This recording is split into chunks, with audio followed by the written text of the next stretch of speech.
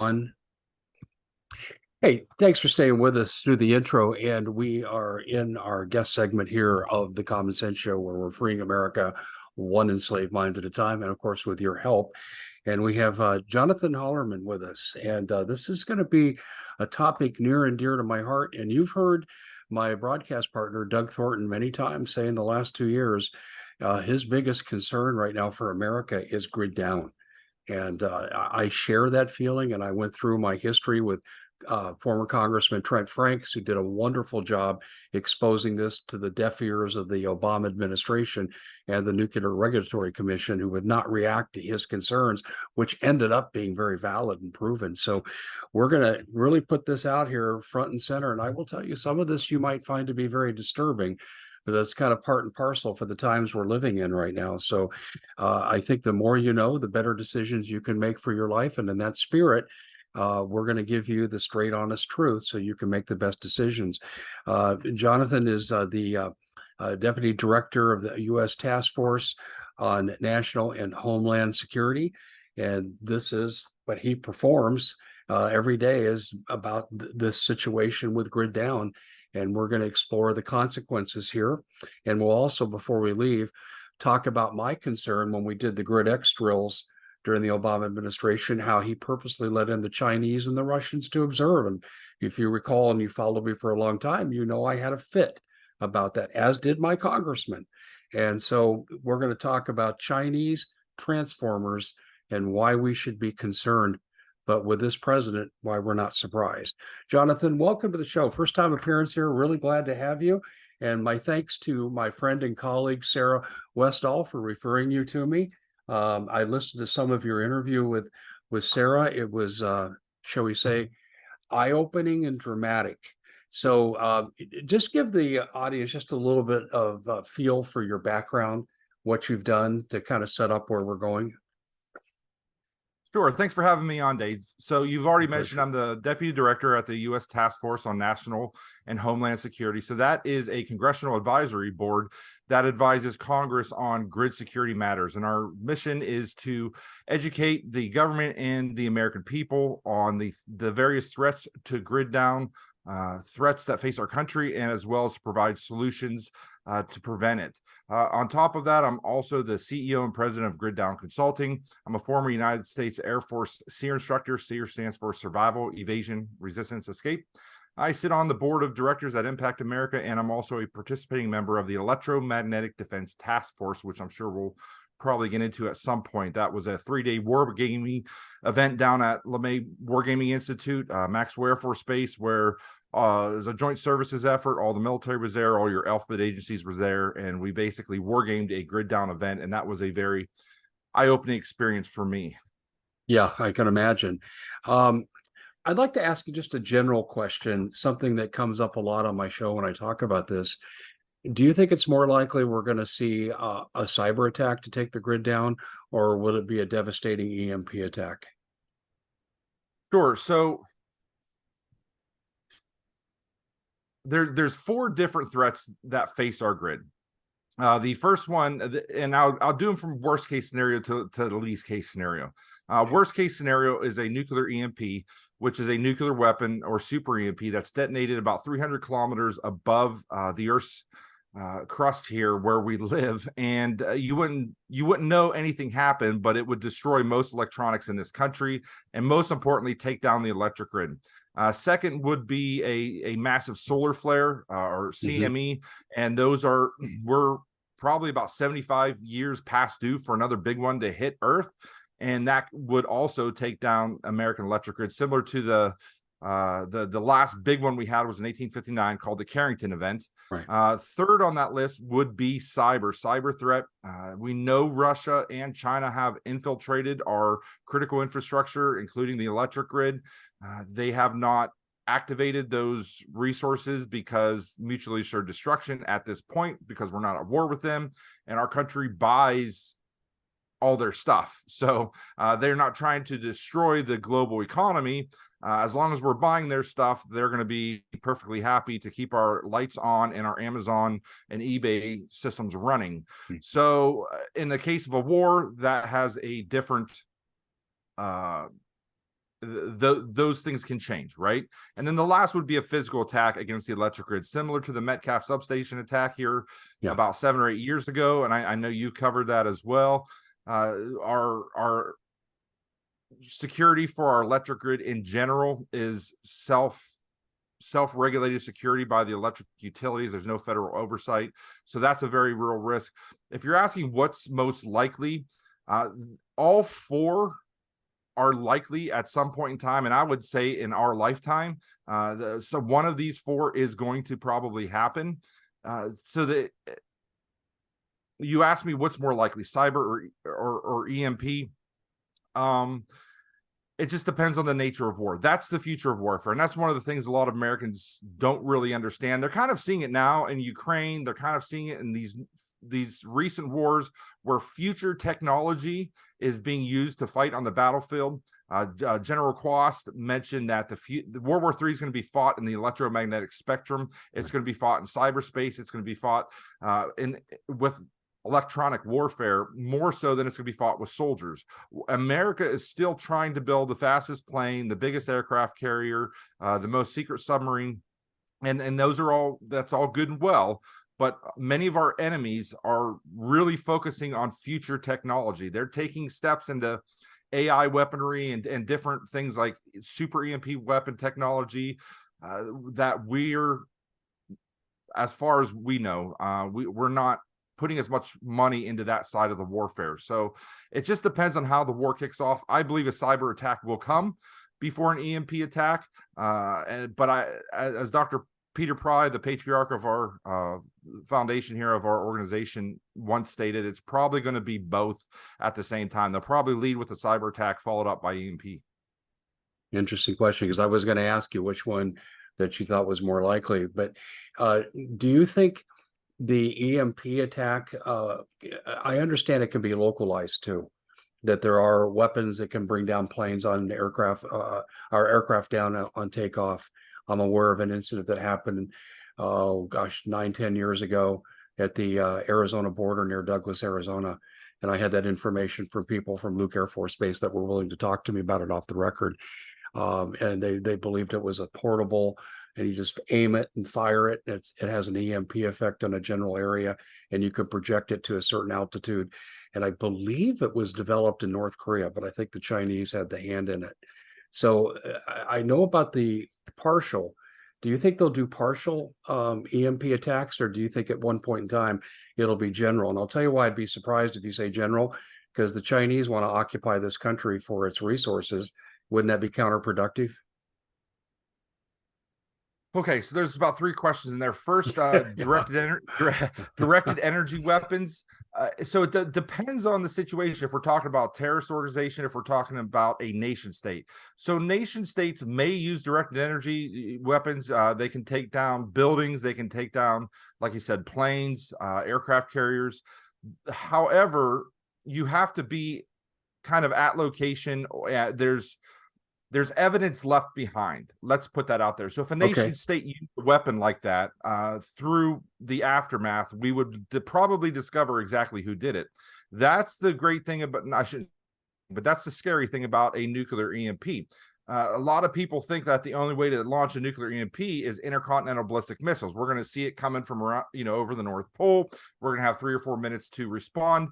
That's not likely how it's going to happen. Iran has tested EMP delivery devices called a K-Club missile launcher. You can, YouTube that and find out what that's all about. But they've launched EMP test rockets off of a cargo container. This could be launched through a submarine. This could be launched from an atmospheric balloon in this country. So there are multiple ways to set off an EMP. And so you're asking about Russia or China taking over after yes, but I think that's a long play. It is, and this is my personal opinion. The problem with, I shouldn't say the problem with EMP, is the fact that it does take a bit of time. The Congressional EMP Commission has warned Congress that within 1 year of an EMP or a nationwide grid down event, we would lose 90% of our population through starvation, disease, and societal collapse. No phones, no TV, no internet, no radios, no banking. And the big ones, no interstate trucking, no food, nothing. Everything stops where it's at. And I've been part of the wargaming operation on this. I can tell you there is no government plan on this. There is no FEMA plan. There is no military plan. There's absolutely zero plans to deal with the aftermath of a national collapse like this. So it's just going to be everything's going to basically fall apart really fast, and it's going to get very deadly. The Chinese aren't going to want to step into the middle of that mess, I don't believe. I mean, I forget, there's more guns than people in the United States, and I think after what Japan attacked Pearl Harbor, there was discussion about coming, trying to occupy part of the mainland, and I think I'm butchering this, but I think the general made a comment there'd be a gun behind every tree. You know what I mean? Right. So we're not ripe for the picking. And I know for, many centuries, even millennia, war has been over natural resources in our global economy. I'm less convinced. I'm not 100% convinced there is gold in Fort Knox. If there is gold in Fort Knox, I believe that, you could see battalions, come in by helicopter, clean that out so they can come and pilfer our resources, a month into this event or a couple of weeks into this event, and not have to occupy the landmass of Americans that, Texans, and, we're not going to sit well to blue hats or Chinese military forces marching into our country. So this is my personal opinion. I'm probably on the outset of this. I don't really foresee as much of a invasion in the sense of a taking over this country. I think the EMP weapon and the grid warfare is a way to win a war without firing a single bullet. So again, if we look at the war doctrine from Russia, China, Iran, North Korea, basically any nuclear country at this point, first strike doctrine is EMP, is cyber and EMP. If you can take down a country's electric grid, their military can't respond. They're completely blind. They have no ability to respond or fight of war. So that is the future of warfare. If your listeners get nothing else, that is what World War III will look like. Will be one of the first steps is taking down each other's electric grid and watching the people starve, and the militaries are in chaos. And again, I'd be happy to discuss more, kind of sitting in the EDTF and some of the military response, suggestions and things that we talked about. When you talk EDTF, what do you mean by that? What does that stand for? It's called the Electromagnetic Defense Task Force. So okay. It was a wargaming operation headed up by General Quast here a couple of years ago. And like I said, it was joint services. It was all your alphabet agencies. There were electric utility executives, and there were experts in other fields that were brought in. It was a 3-day wargaming event on a national grid down event. And what would be the response? The Nuclear Regulatory Commission was there. We can discuss that. DOE,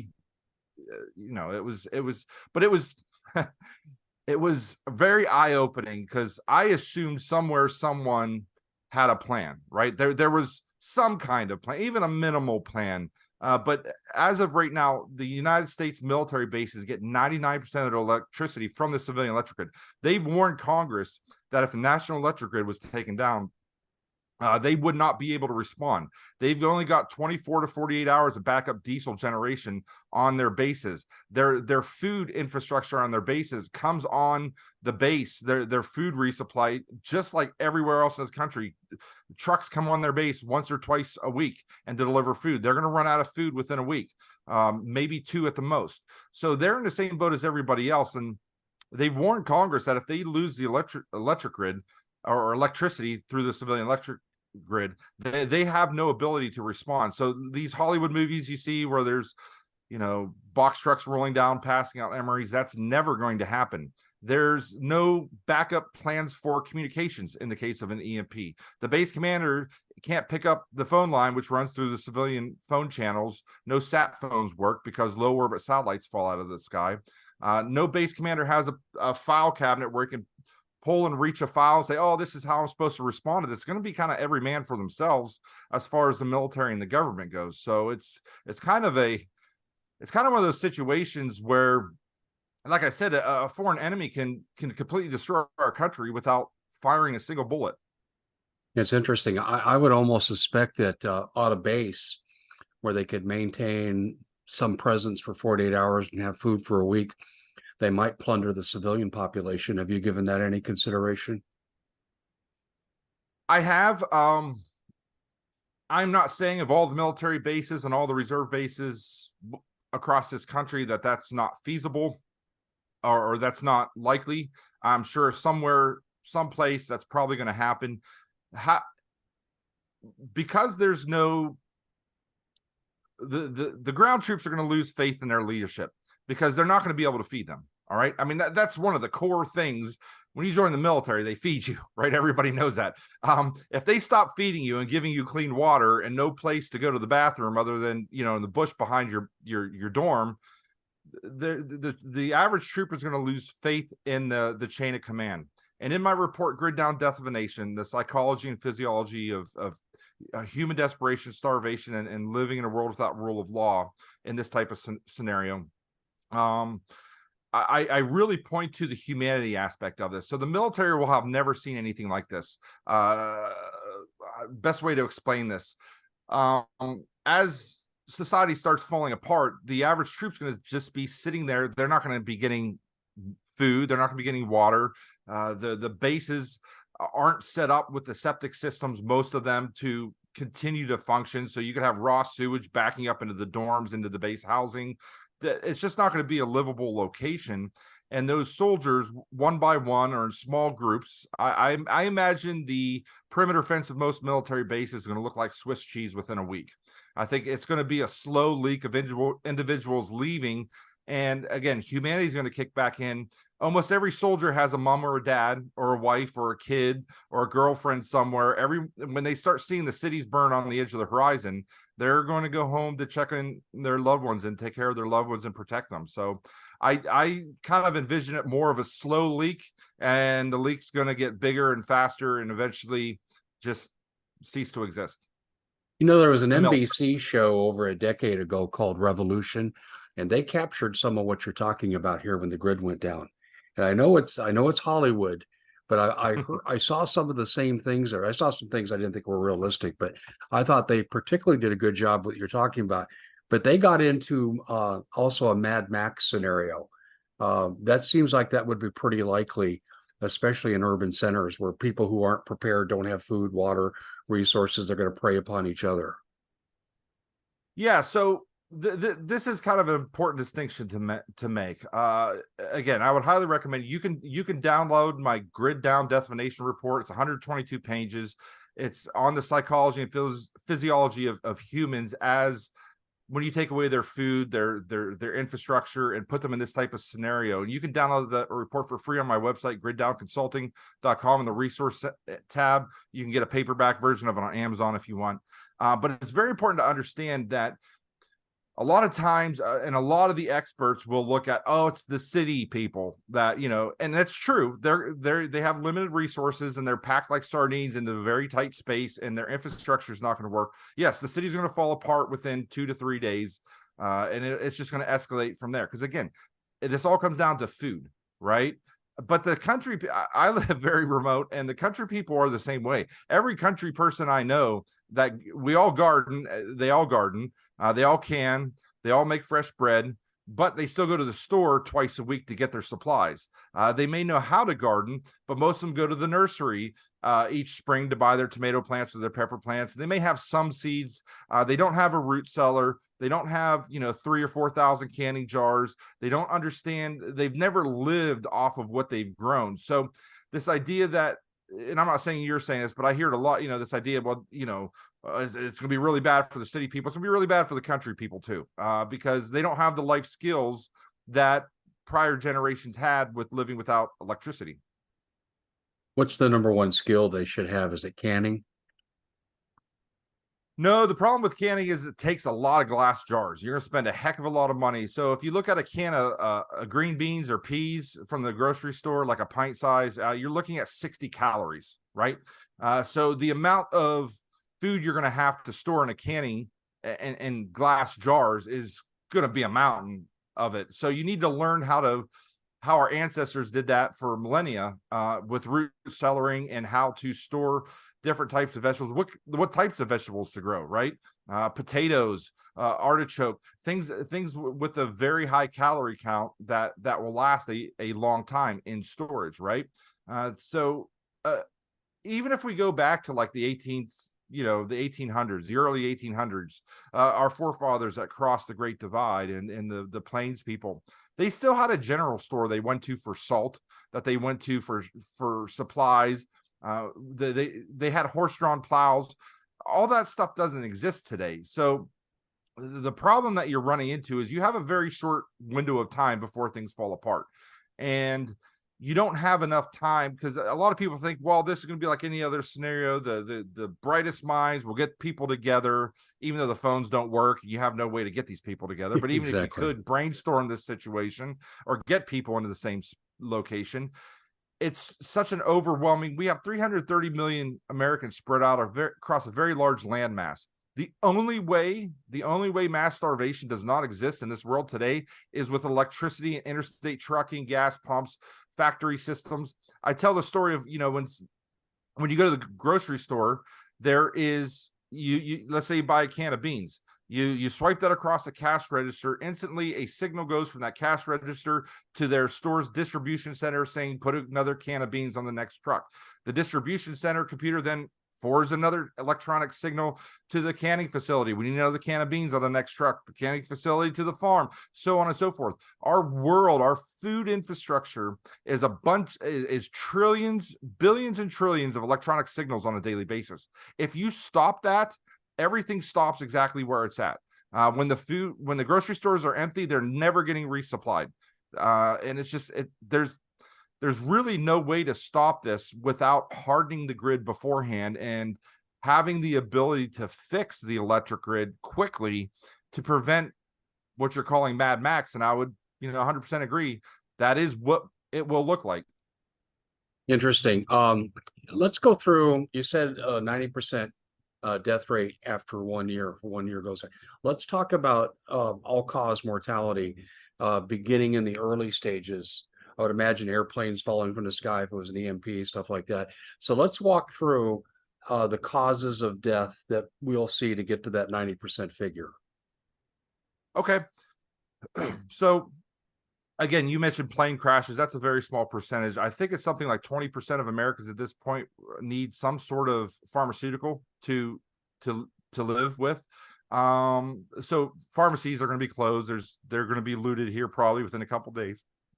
So those people are going to go away. Anybody that's on a ventilator, anybody that's in a hospital. So again, hospitals have 24 to 48 hours, sometimes as much as a week of backup diesel generation. The problem is they probably haven't been EMP tested. If they have been, you're relying on doctors and nurses showing up for work when the world's falling apart around them. At some point, justifiably so, they're going to go home, take care of their wife and kids, or be with their husband. Same with police officers and firefighters. Again, no phones, no internet, no 911. If you're talking about these large cities, especially with an EMP, it's going to take out roughly 20 to 25% of the cars that are on the road. The traffic lights are going to come down. So it's just going to gridlock traffic in a lot of these big cities. So even if the police wanted to, go around and help people out, assuming their cars work, there's no kind of, how are they going to get them back? How are they their radios don't work. At some point within a couple days, they're going to throw up their hands, and, there's really not much they can do. The judges probably aren't showing up. The court system's not functioning. The jails aren't functioning. They're going to basically throw up their hands and go home. Again, things are going to be falling apart quickly in the city to be with their loved ones, to protect their loved ones. Firefighters, the same thing. The water pressure isn't going to be functioning, so the hydrants aren't going to be working. Not that they could get their trucks to where they needed to be to put a fire out. A lot of these old cities, like I lived for a bunch of years in Pittsburgh, you got a lot of old row houses built 150 years ago that are very flammable. I mean, and if it's in the winter, you're going to have people doing dumb things to stay warm, bringing their grill inside, or, leaving their gas stove on, or if a fire breaks out in one of these old cities, you could lose entire neighborhoods because there's going to be no way to stop it. It's just going to grow and grow and grow. There's 100 factors here that basically as the weeks progress. And the biggest death factor here is food. Again, the only way we get the American people get fed is with all these billions and trillions of electronic signals and interstate trucking. So if there's mass rioting and looting happening around the country, gas pumps don't work. What trucker is going to drive cross country to deliver goods, assuming they could even get through the traffic snarls around the cities? They're not going to drive across the country, leave their loved ones behind, not even sure if they can get home or resupply with fuel to get back. So interstate trucking shuts down. Once the grocery stores are emptied in 3 to 4 days, there's no more food showing up. Not just the big cities, I'm talking about the rural grocery stores too. There's no food ever showing up at these grocery stores, and we rely on store-bought food as a nation to live. So I would envision over the course of the next 1 to 2 weeks, people are going to eat every single thing that's in their house, their cabinet. Some good examples of this, historical books on this are Red Famine. There's books on the Holodomor. You can look at what it was like in the Warsaw Ghetto. But Selko Begovic is a more modern author that lived through the Armenian city that was cut off from resupply. There's tons of books on what starvation looked like. And the problem is the American people have never experienced it. If you need food in this country, you can show up to any church, any, welfare office, or, food kitchen, soup kitchen, something like that. You can find food.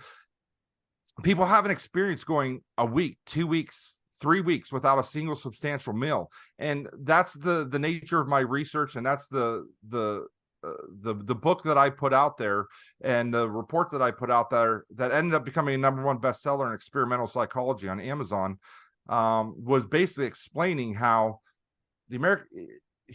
I keep saying the American people, but it's any human. You take their food, their water, people are dying all around them. They're in desperate situations.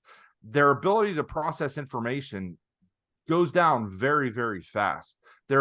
So a lot of people, and again, the answer to this with a lot of people is, oh, me and my neighbors, I'm a prepper and I've got a whole bunch of food and water and supplies in my basement, and I'm going to join forces with my cul-de-sac. We've seen hundreds of prepper fiction books written on this topic. And the problem is yes, that will work for a week, 2 weeks, maybe 3 weeks.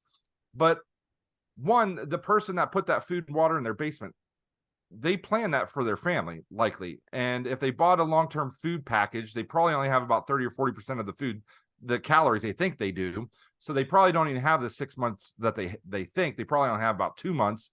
And now you're not just feeding your family. You've got 20, 30, 40 other people on your cul-de-sac, or whatever your group looks like that you're joining forces with.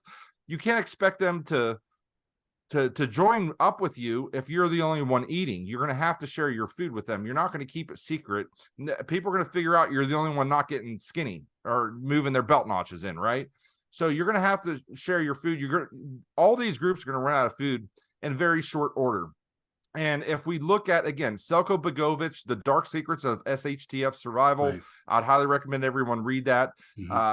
He talks about how it broke down by, families, clans, and then it broke down street by street. And eventually each group got absorbed into a different group or got killed off, to eventually you have a couple warlords running around, and you either join them.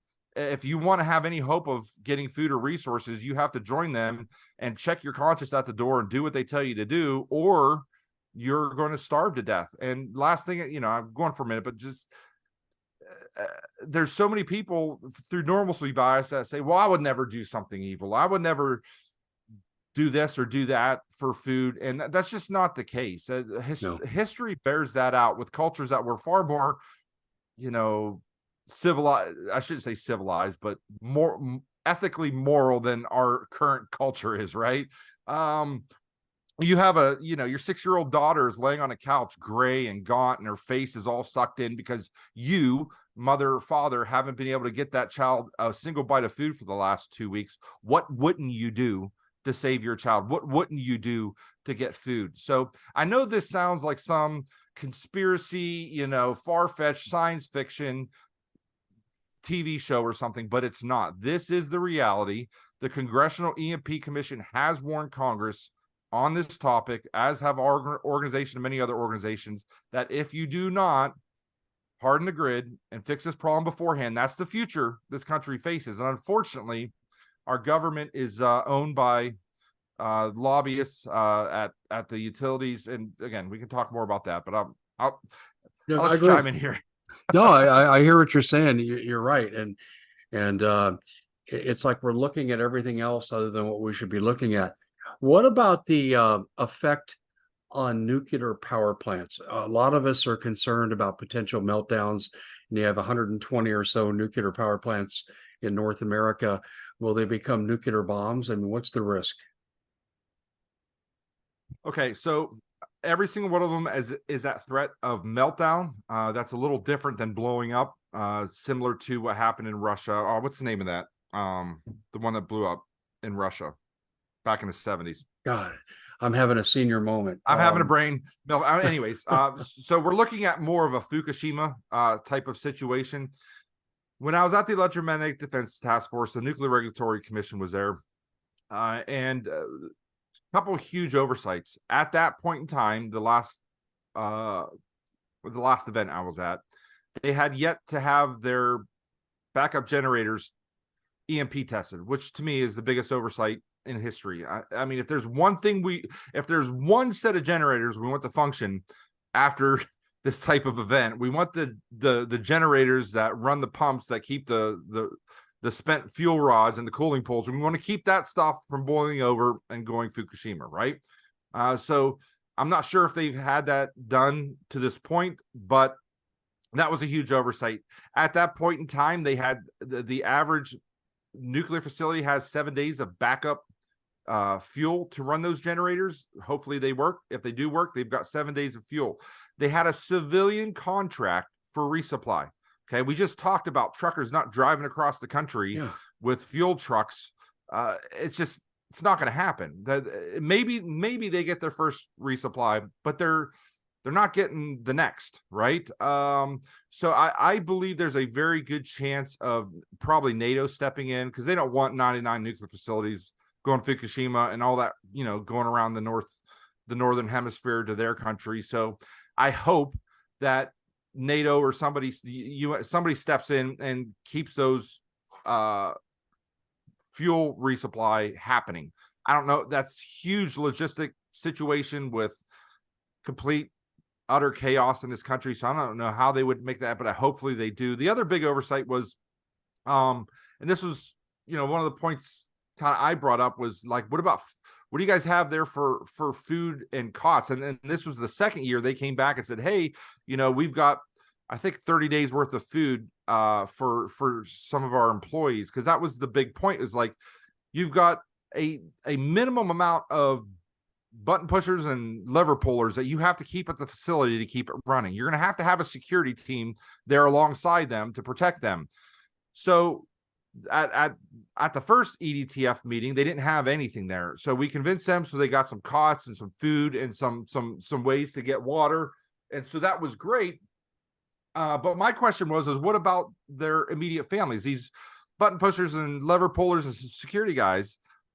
And they're like, well, they would have to get top secret clearances, and that's just not a reality to bring their families down. I was like, you guys don't understand. I was like, no man, woman is going to stay at that location when they can see the fires on the edge of the horizon where they live, the town nearby, right?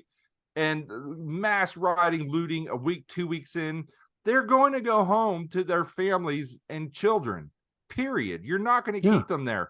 You have to have the ability to bring their immediate families into these locations. And they're like, well, that's just not.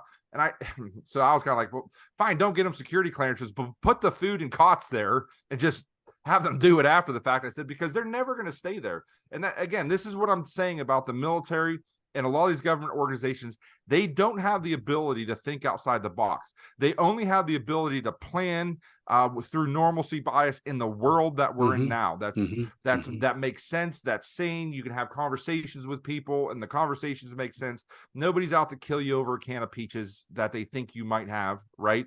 They can't separate themselves and look at what's coming down the pike. Any general that plans a battle on a battlefield wants to know every piece of information about that battlefield. He wants to know the weather. I mean, what time of day are we going? What kind of weapons do they have? How many people do they have? What's the ground conditions like before you make any kind of plan? And so a lot of these guys are making really, and again, they're only making short-term plans. That they don't have the ability to think long-term. Right. So, and that's one of the reasons I wrote my report and my white paper, is to try and counteract that idea and that those kind of thought processes, and say, hey, you have to take yourself out of today's planning and put yourself in a different world that you probably don't even believe can exist, but it can exist. And you have to plan for that world, not today's world. Yeah. Trent Franks said that the bureaucrats couldn't change their modality of thinking. And he's pretty much echoing exactly what you said. And gosh, he said this, 11, 12 years ago. One of the things that I'm wondering, though, too, let's say we have a cyber attack. Certainly the long range implications aren't as serious for rebuild and repair as an EMP. But will you not have, can a cyber attack, in your estimation, take down the different grids in America at the same time and have like an EMP sort of effect that electricity is not available to the masses? Yeah. Depends. So are we talking Russia or China, nation state actor? Yeah, I would say so. I do. Yeah, or Iran. Yeah. So I would say those two countries, possibly Iran. A lot of people don't give them credit, but they've got the 4th largest cyber army in the world. North Korea, that's another area where North Korea actually spends a lot of money. So those 4 countries, definitely Russia and China, have the ability to take down our national electric grid. Now, the question is how much destruction can they cause through cyber? And there's a gentleman named Joe Weiss. He's talked a lot about the SCADA equipment that makes up. It's not so much, the electric utilities really focus on cybersecurity at the peripheral level, right? Keeping people out of the system. But what they don't really plan for is once somebody's in the system, right? And so a lot of the supervisory control, I think it's data acquisition, like these SCADA equipment, they're basically mini computers that tell a factory or a pump to turn on or off, when to turn on or off. None of this stuff has any kind of security built into it. And so that's a very big threat across our country, both for the pipelines and for our electric grid, is not so much the computers and the laptops that the people carry around, but the equipment that runs the small computers that run the equipment. That stuff needs to be hardened as well. So my point is can they cause, how much physical destruction can they cause through cyber? We won't know that till the time comes. So yes, they have the ability to take down the national electric grid, big nation state players. How long it will be out, it depends. So here's the point. Anything more than a week or two, I don't think, 2-3 weeks, I don't think we come back from, because society is going to go so far down the tubes. How do you go back to driving your Priuses to Starbucks for a coffee after you've, killed someone in self-defense or killed somebody to get food? You know what I mean? So society, once it gets to a certain level of kind of caveman DNA, comes back up into the American population, I'm just not sure how easily you pull that back, right?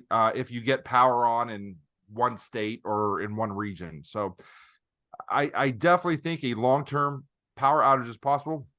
And the other thing is terrorist organizations, Iran, they may just take down power for a city or a region as a warning shot, right? In fact, when this whole Ukraine situation kicked off, one of Putin's close advisors actually was on one of their networks, one of their TV stations. I read the transcript and I saw the video on YouTube where she was basically saying that what she envisions is if our U.S. cyber warfare teams that are in Ukraine helping them, if they start doing too much stuff in Moscow or in Russia, and that's always been my stance on this, with the Ukraine situation, is I'm not watching what's happening in Ukraine, I'm watching what's happening in Russia. Because if stuff starts blowing up in Russia, they're going to blame us. They're going to blame Ukraine too, but they know we're in there working alongside them. Sure. And so she basically made the contention that they would black out Atlanta or Washington, D.C., and that we would block out Moscow and then they would retaliate. And she basically said that they have the ability to take down our grid whenever they want. So she was predicting that future as well. Does this apply, their ability to take down the grid? Would it apply to our nuclear retaliatory facilities, the ICBMs? Our nuclear triad is EMP hardened across this country. I mean, we have submarines that are out in the ocean as well.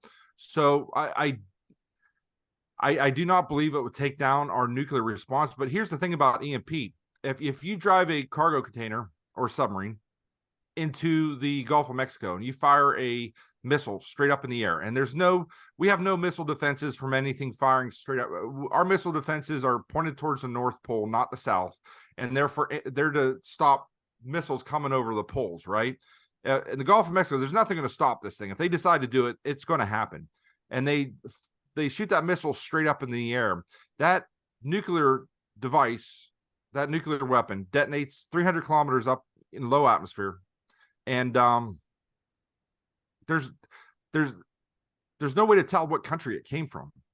That's the beauty. I should say the beauty of this, but that's the scary part of this is, if somebody sets off a suitcase bomb or a nuclear weapon on American soil, the day after, probably later that day, they're going to have people in big white suits out there scooping dirt, testing it, finding exactly what country that nuclear material came from.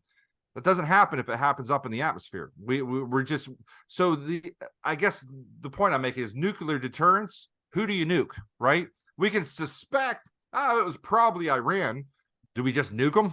Because we can't fight a war with them. All of our military equipment at CONUS here is going to be fried. So what do we do? So I don't envision the powers that be behind the scenes, the global community, we'll call it, will allow us to react with nuclear weapons, because again, a nuclear EMP is not considered nuclear warfare by any other country. This is important to understand. Here's another key point. This is considered cyber warfare.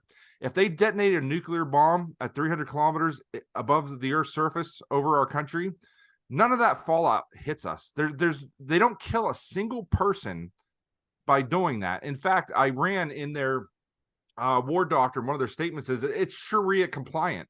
One of their statements is the fact that they don't kill a single person in America.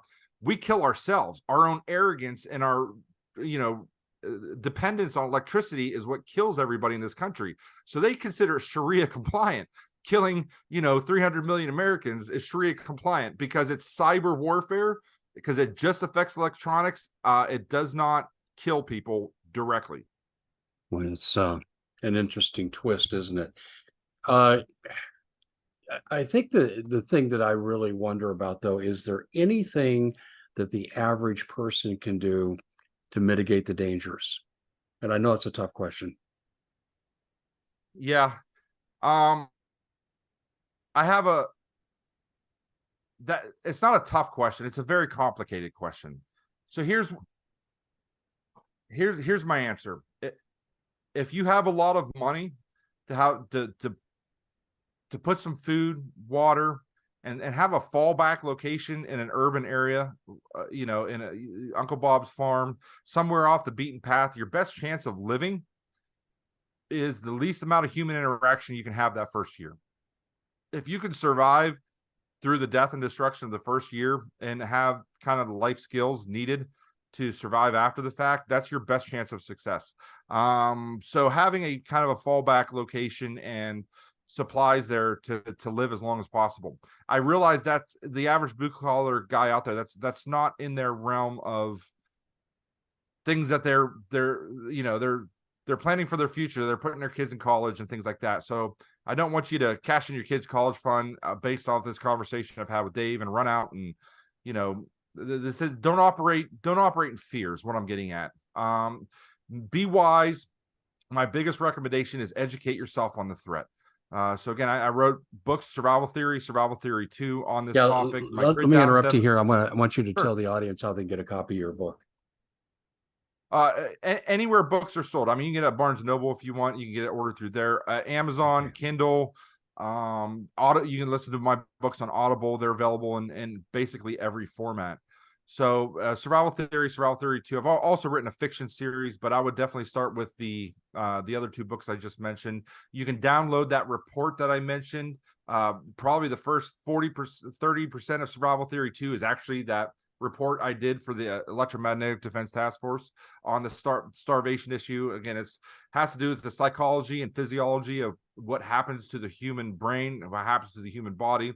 I look at a bunch of different studies like the Minnesota starvation experiment, Milgram study, Philip Zimbardo, world-renowned psychologist. He's another one that I reference in there. So yeah.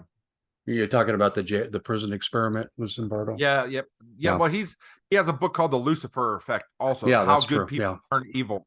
Because most people think that mankind is generally good, right? Mankind is generally, it's just their life experience over the last 100 years with laws and police and their life experience in the richest country and most successful country in the world.